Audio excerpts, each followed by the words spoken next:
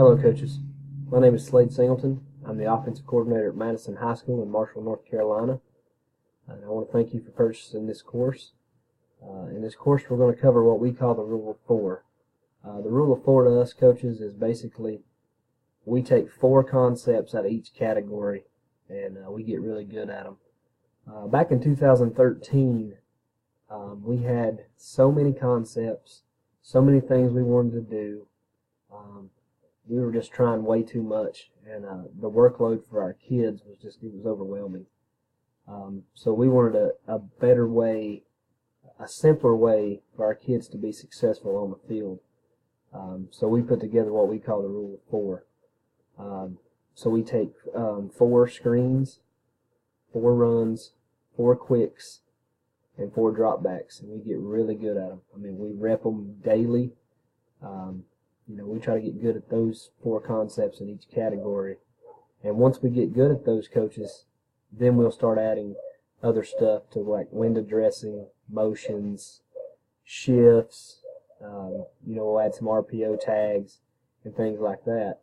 But the Rule of 4 basically is just to have a simpler way of offense for a high school team. Just to show you what we've done since we went to the Rule of 4. Here's some stats that we've accomplished going to the Rule of 4. Now, I don't have 2017 stats in here yet. Haven't updated the PowerPoint.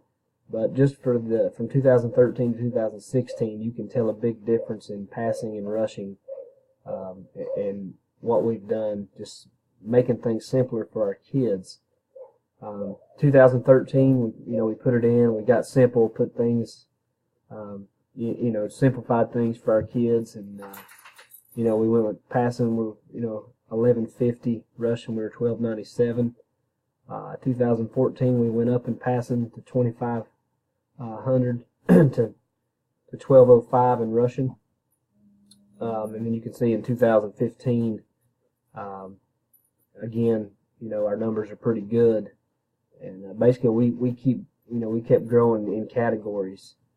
2016 was really good for us as far as rushing.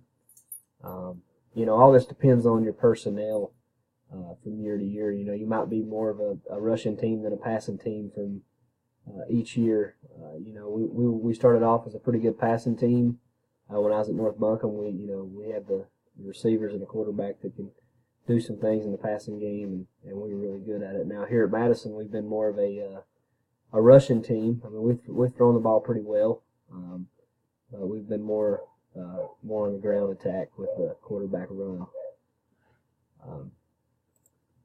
Again, that gives you a little idea. Touchdowns, coaches, in the years we put this in, we go 11 and 13 in passing, 7 rushing. Then again in 14 we're 20 rushing and 17 passing. In 2015 we were even, 16 and 16, so that's pretty good numbers. And you can tell, like I said, in 2016 we were 28 rushing and 15 passing. So again, we were more run heavy here at Madison. But like I said, year to year it changes, and it depends on what your personnel is. But the good thing about it is, coaches, the Rule of 4 doesn't have to be my Rule of 4 plays. It can be your Rule of 4. Whatever 4 plays you're good at in each category, that's what you use. Like I said, it's been really good for us. We've simplified things. Kids can play faster, and the workload is not as much as it would be with us trying to do 500 different concepts that, we're not really good at any of them. I would rather rep 4 plays in each category that we're going to be good at, and we are good at, and what we can be successful with, than rep 500 different plays. Again, total offense, coaches, real quick. I'm not a huge stat guy. I'm just trying to give you an idea of what we've accomplished by doing this and simplifying things. Total yards in 2013, was our lowest. But that's the year we put it in. But from the previous year, we gained a lot, coaches. North Buncombe were a team that was in the dumps. I mean, they were down. Hadn't had successful seasons in about 6 or 7 years. So they were hurt and had the longest losing streak in Western North Carolina here. So by simplifying things, we were able to win 3 games that year and get them back on the winning side a little bit just by being simple. 14 we grew, you can tell numbers went up. 15 we dropped a little bit in total yards, but not much in touchdowns. And in 2016 you can tell total yards went up and touchdowns.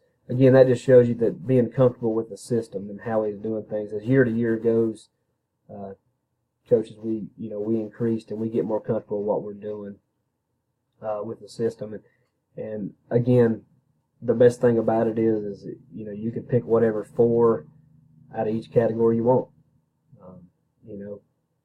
Just find what your players can do and put those in and just be successful with those. You can always add the tags and things like that to it, which we'll get to in the course, a little bit about tags. But here we go. Offensive organization and goals for us. We're no huddle 100% all the time with hand signals. We have 1 primary pass protection, multiple formations, but simple. Strike when opportunity presents itself. We want to eat the low-hanging fruit. What we mean by that, coach, is we want to take the 5 yards. If you're going to give us 5 yards, we're going to take it until you get tired of seeing us take those 5 yards. Again, make offense fun and easy. That's what the rule of 4 is. We want to make it fun for our players so we can recruit our hallways. If you can get those basketball players to come out and play football and make good receivers. Some of them make good tight ends. So we want to make it fun and easy, and kids want to, they want to do what they see on Saturdays, and that's what we're trying to do. Not necessarily that we can do some of the things some college teams can do, but we want to make it fun for our kids. And we want to attack, and attack. We're always going to attack. I like the way Lane Kiffin, I like the way his offense is. He's always wanting to attack, and that's pretty much my philosophy. I want to attack you everywhere. If I can attack you in the box, if I can attack you on the perimeter, if I can attack you deep. We try to take at least 2 shot plays or 3 shot plays a half. So if we can do that, I think we take advantage of some things that you're going to give us, and we keep you on your toes. All right, coaches, again, the rule of 4, we're running multiple tags, okay, so that we'll get into tags as we go. That's how we can change things inside these concepts. We're able to tag 1 or 2 routes inside a concept to make it look different. 4 quick passes, 4 drop back pass plays, 4 run plays, and 4 screens. Fewer concepts, more overlap, more repetitions, more points, and that's the way we see it. The more we can rep this stuff and get good at it, and our kids know it like the back of their hand, the better off we're going to be. It does make calling the game simple for offensive coordinators. I think it makes it easier to organize your call sheet, be more organized, but still have answers. I see these call sheets where they look like those big Christmas cards you see in Hallmark that are the huge ones or whatever. I don't believe in that. I have a pretty simple call sheet, but I have everything I need in that call sheet. Answers for pretty much whatever defense is going to give me.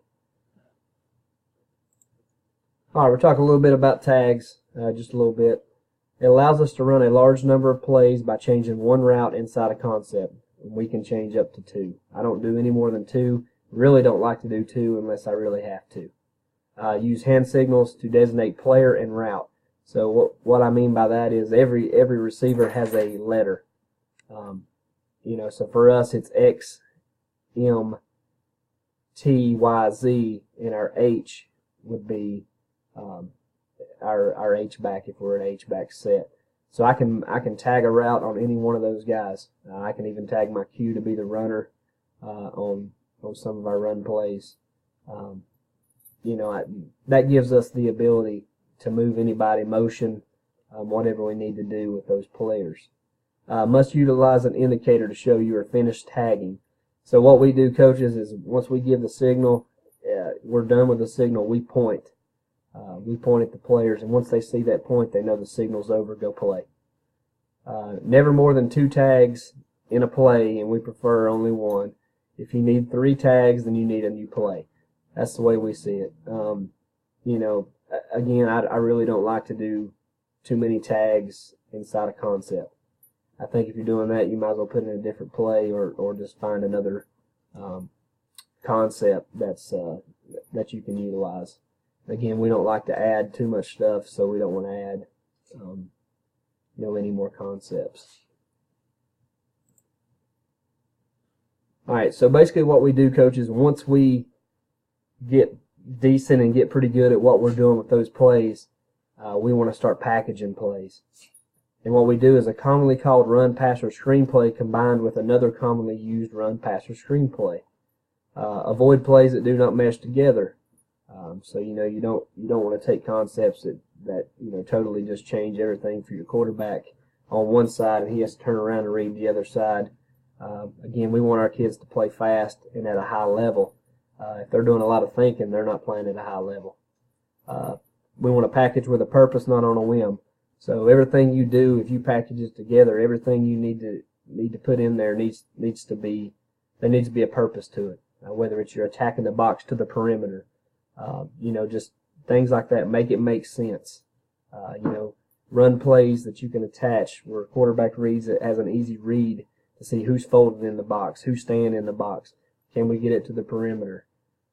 Communication is key to determine which play to execute and by whom. So what we mean by that, coaches, is communication to our players. We have to make sure that our players understand who's getting ready to have the biggest part in that concept, or whatever we're doing up front. Our players need to know the communication. We have to make sure that we are sound on communication. We can't have any missed signals. So it goes from coaches to players. It's a team thing. We all have to be on the same page. So I call everything from the box. So I have to make sure that I communicate it correctly to my signalers, who communicate it to my players. That's a big thing in the no-huddle offense is communication. And the easiest way you can find to communicate to your players, the better.